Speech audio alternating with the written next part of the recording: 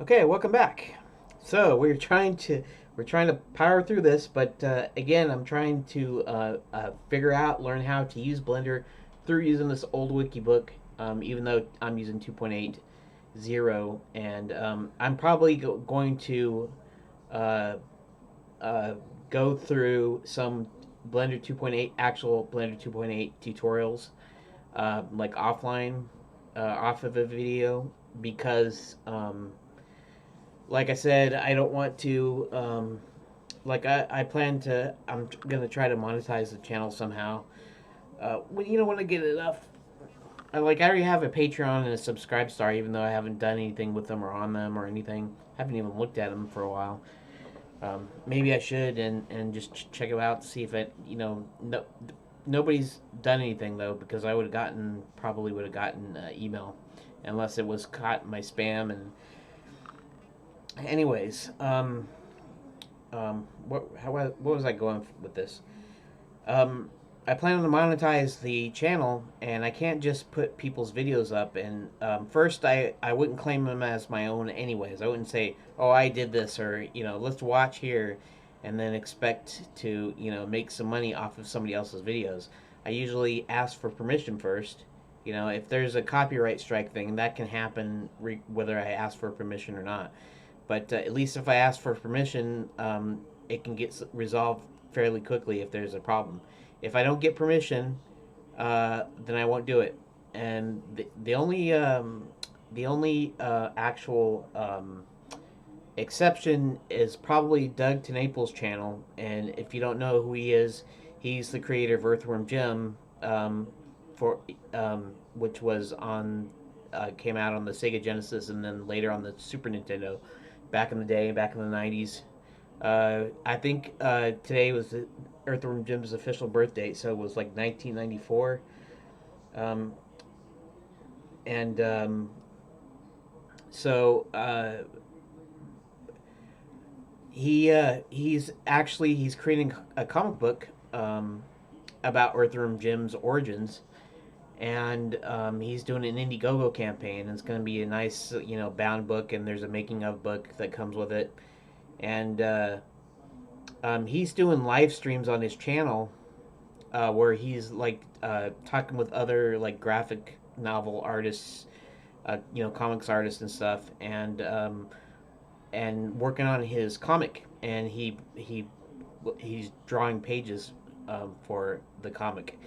And I asked him if I could use his videos, because he actually live streams, and then of course he can get the video later. If I could show his video in my deal, and he didn't actually answer me, but he did leave a like on my comment. So I'm thinking maybe it's probably okay. So I'm gonna try it out, and I'm not gonna claim that it's mine or anything like that, because I don't think he minds that much, as long as it's promoting his comic book. And he's exceeded his monetary goals for that, but at the same time, he still needs a lot of support, right? In fact, it's surprisingly, considering how big Earthworm Jim was in the video game world, that that he doesn't have more, millions of dollars and stuff like that. You know, um, so I may at some point, or even soon, I may, when I'm doing my story talking videos, I may play his one of his live streams in my background, and I'm pretty sure it's not going to mind as long as I link to him. And it's, the audio is going to be off. It's just going to be, his drawing and stuff, and whoever was in his live stream. So and I don't even know why I got off onto that. Oh yeah, I was just trying to tell you that I'm not gonna put people's videos in my video, unless I get permission, and then I'm not gonna pass it off as my own. I'm gonna give credit. I'm gonna link back and all that good stuff. So, anyways, we should get back to the deal, because I'm wasting time again, and that's I tend to do that. And I guess I'm not very good at talking on video, as you can see, but at the same time, I have a ton I can just jaw on about, and I could just go on for ages, and people probably don't even care. But anyways, um, so let's see. Okay. Similarly, scaling will change the distance between the chosen pivot point and the object's origin will not affect the size of the object itself. Air bursting fireworks scales rapidly in this way. That's fine. Why can't I rotate or scale objects? One pitfall you might encounter is that you select an object, try rotating with the R, scaling, and nothing happens. And then moving with G still works. It's quite likely that you have the manipulate center points button active when you didn't mean to. Check if it's active and click it to deactivate if so. Hotkeys. There are keyboard shortcuts for all the above options. Active element, medium point control key. Okay. Alt plus the period key, and I think that's supposed to be the numpad. Numpad period key. But maybe not. But or maybe maybe not though. Maybe it's just the key itself. Yeah. Individual origins, 3D cursor, bounding box. Why don't I just go ahead and see if that works? So Alt period. Okay, so we have period minus. Oh, interesting. But that is the pivot point key. What about the comma? Orientation. Oh, interesting. Orientation is comma, and the pivot is period, and they have this little radio menu, this pie menu. Global, local, cursor, gimbal, view. Okay. All right. Okay, so it's not exactly the same. I don't really care that much. You can just access them by pressing the period key, like this. Medium point, active element, bounding box center, only origins, 3D cursor. Okay.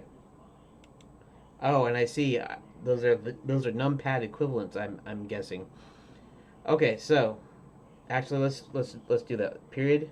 Let's do period. Let's do 3D cursor. So let's try numpad 6. Yes. What about period here? No, because that is actually a view dealing and it fills the view. Okay, so the period key by itself. Okay. If I say, okay, so what if I say 8 on the regular keys? Did that switch it? It did actually switch it. It looks like. Now, if I hit 9, only origins will be selected if I'm right, and it is. So cool. Okay, so that's how you can get to those. All right, basic camera technique. The camera view num0 is very useful for making adjustments to your camera while getting continuous feedback how the render will look. This view shows a framing rectangle covering the area that will appear in the render, surrounded by a passepartout, which gives a darkened view of the surrounding part of the scene. You can use the mouse wheel to scroll. Okay, so we'll do this first. It said num0. So let's see what num0 actually does on 2.8. It actually does go into camera view, which is, they didn't call it here. Oh, this says the camera view is actually what it says. Okay, so if I do it again, it goes back out, and we can zoom out. And okay, in this view, use right mouse button on the frame rectangle to select the camera. It will show you the usual orange-yellow highlight. The manipulator will not appear even if enabled, so you must use the transformation hotkeys to perform camera transformations. Okay, so if we go into here, and we do what? Right mouse button.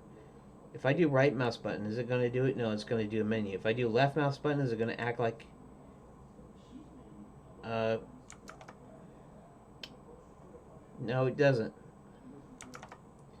So, doing that does not... oh, that does, though. Actually, okay, so on the actual frame, on the frame itself, right? Okay, so,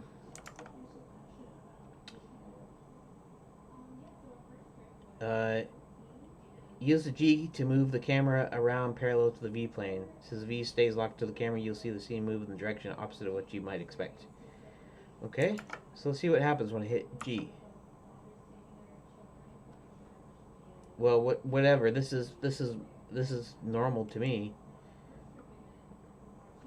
Rotate. Whoa, that's pretty cool. Actually, scale. That's interesting. I don't know what the scale just did when I tried to scale the camera. You can't really scale the camera, I guess. Okay, the camera's local z-axis lies along this direction of view. Allows useful operations like GZZ to move the camera in or out without affecting the direction in which it is pointing. And actually, we can actually do... Oh. I see. So, grab Z. No. Grab. No.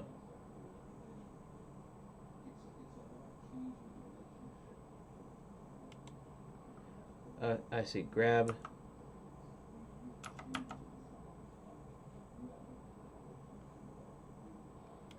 Interesting. Okay, that's all right. I don't even care. Move camera in and out without affecting the direction in which it's pointing. Yeah, I can actually do a grab and just do it along the, let's see the z-axis.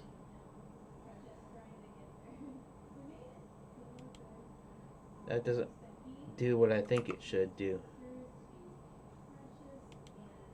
G X, no, G X, G Y.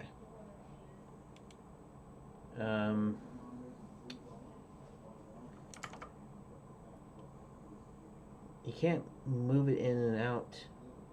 Move the camera in and out.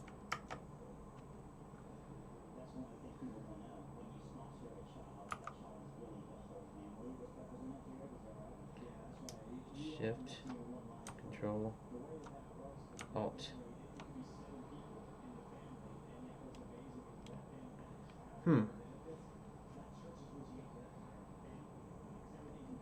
I don't know how you can zoom in with the camera.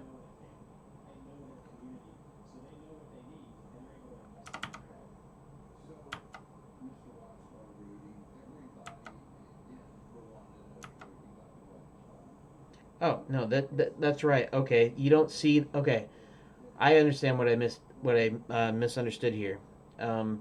Zooming in is right right what it said, right, because the Z goes right through the thing. It wasn't showing me. So G, Z, that's just the regular Z axis. But if I hit Z again, now I am zooming in.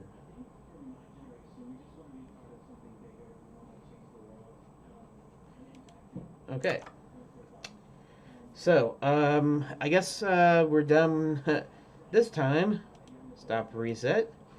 I guess I'll see you in the next video. We'll see if we can't get this finished up. I know I'm taking too long, but it's just because I'm trying to figure out how to make this thing work. So let's try again next time. See you in the next video.